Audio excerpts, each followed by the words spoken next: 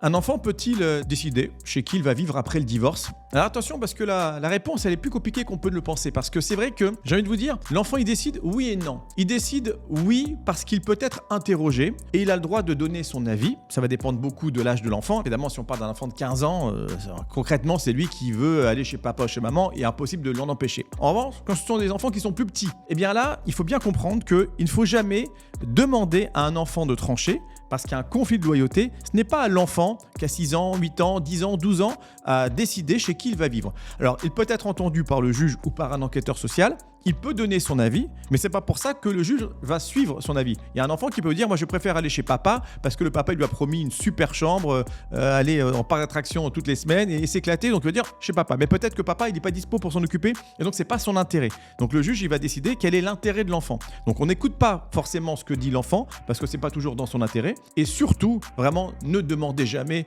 à votre enfant chez qui tu veux aller. Est-ce que chez papa ou chez maman? Vous le mettrez dans une situation qui est extrêmement délicate et ce n'est pas à lui de décider. C'est à vous de dire voilà, tu vas vivre chez papa et chez maman de telle et telle façon.